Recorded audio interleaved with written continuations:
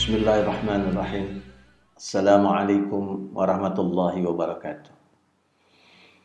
Alhamdulillahi rabbil alamin alladzi hadana li hadza wa ma kunna linahtadiya laula an hadana Allah.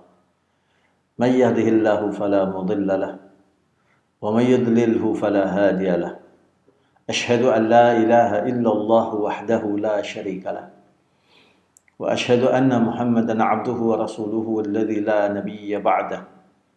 اللهم فصل وسلم على حبيبنا وشفيعنا ومولانا محمد وعلى آله وأصحابه التابعين ومن تبعهم بإحسان إلى يوم الدين أما بعد.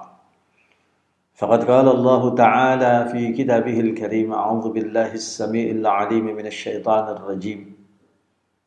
يا أيها الذين آمنوا اتقوا الله حق تقاته ولا تموتن إلا وأنتم مسلمون.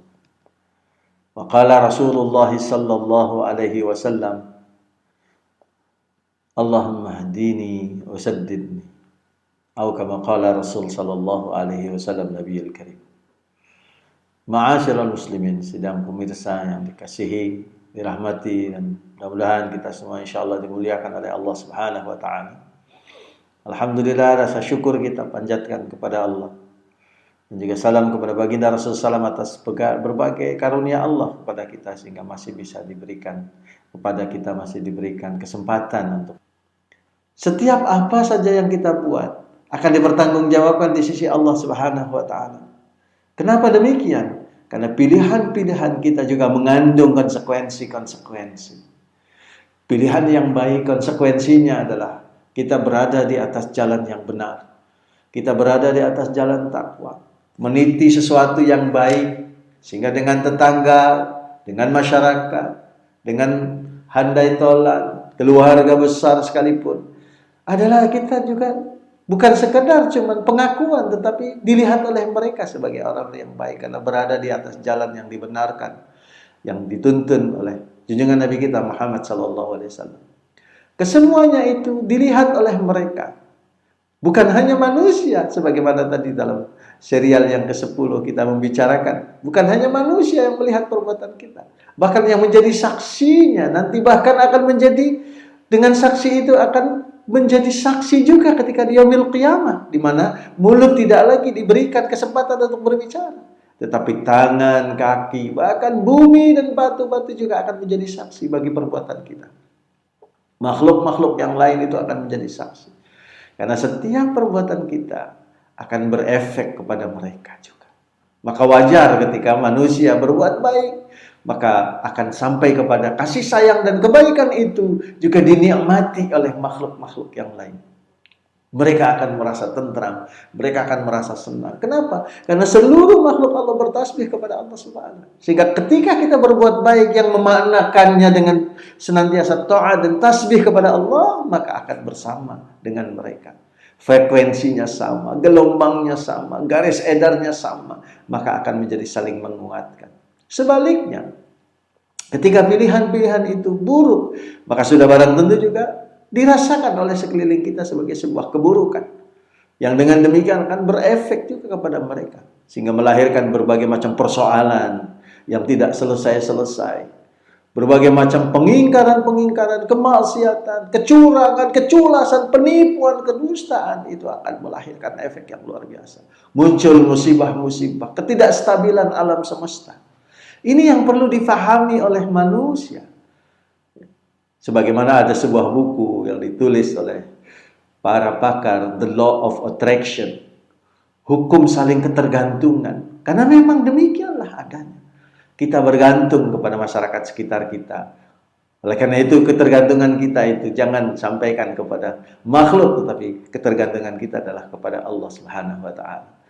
Dengan ketergantungan kepada Allah, kita akan mencoba untuk melaksanakan kebaikan yang nanti ketika dipertanggungjawabkan di pengadilan Allah Subhanahu di padang mahsyar, insyaallah dimudahkan kita dalam hisabnya oleh Allah Subhanahu. Allahumma hasibni hisaban yasira. Allahumma hasibni hisaban yasira. Allahumma hasibni hisaban yasira. Allahumma hasibna hisaban yasira. Ma'asyiral muslimin, dengan adanya kondisi seperti ini, kita dipertanggungjawabkan oleh Allah SWT. Kenapa? Sebagaimana di dalam firman-Nya Allah berfirman, "A'udzubillahi minasyaitonirrajim. Faman ya'mal mithqala dzarratin khairan yarah, wa man ya'mal mithqala dzarratin syarran yarah." Barang sesiapa yang beramal dengan kebaikan, maka Allah Subhanahu wa taala akan membalasnya. Walaupun kebaikan itu adalah sebesar zarrah sekalipun.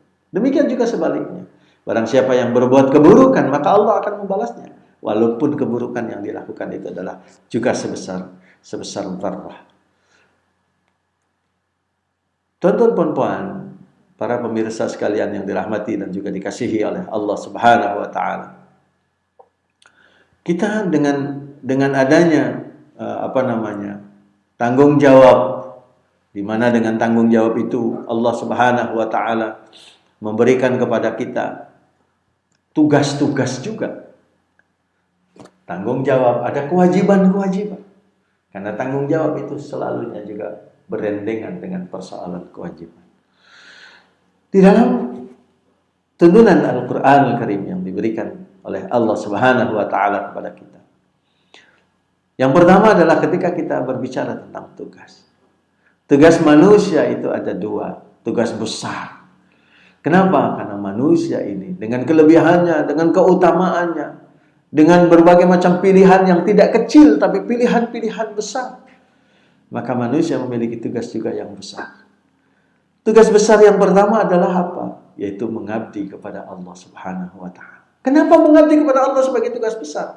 Karena pada hakikatnya manusia itu secara jati dirinya diciptakan oleh Allah SWT sebagai hamba sahaya. Allah berfirman, "A'udzu billahi as-samil 'alim minasyaitonir rajim.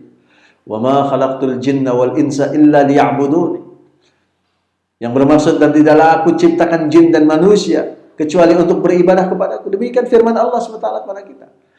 Penciptaan manusia adalah sebagai hamba abdi. Oleh karena itu ketika manusia tidak mengabdi kepada Allah, dia akan mengabdi kepada selain Allah.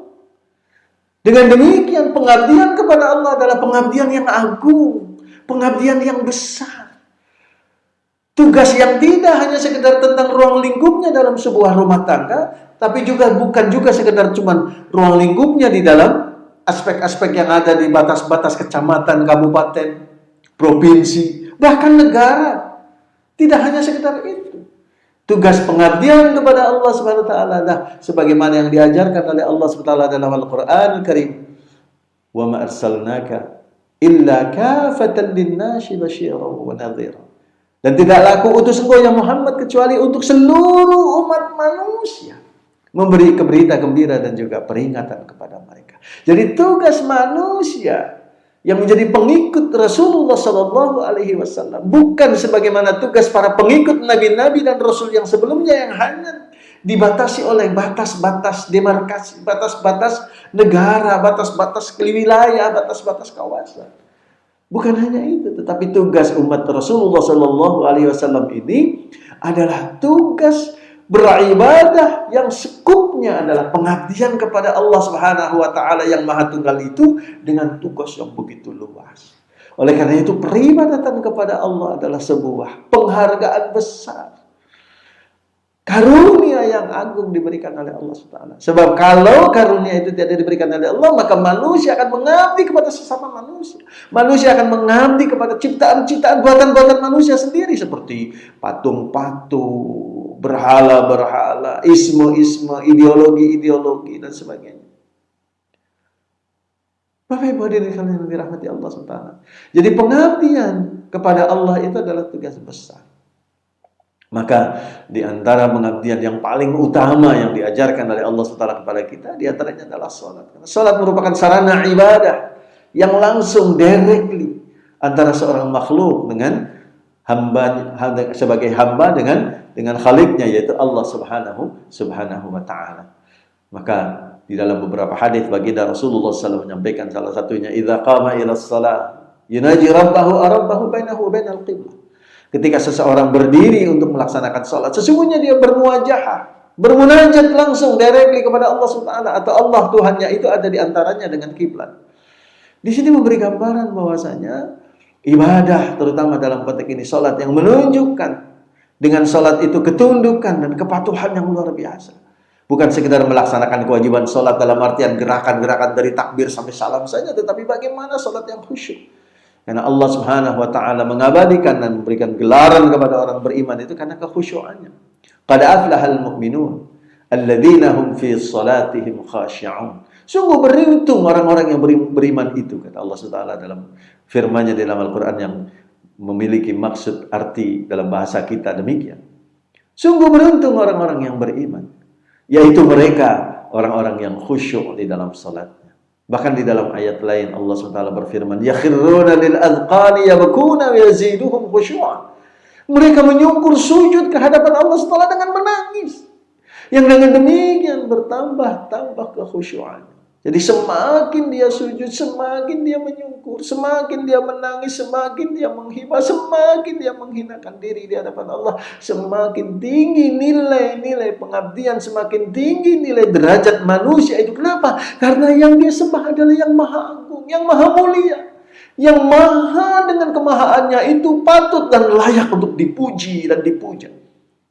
Sedangkan manusia tidak mampu memuji dan memuja Allah SWT, menyanjung Allah dengan selayaknya. Karena keagungan Allah tidak terkira, keagungan Allah tidak mampu difikirkan oleh akal manusia. Sebagaimana di dalam sebuah doa baginda Rasulullah SAW mengajarkan kita, Allahumma inni a'udzu biridhaka min sakhatika wa bimu'afatika min uqubatika wa a'udzu bika minka la uhsi thana'an 'alaika anta kama athnaita 'ala nafsi.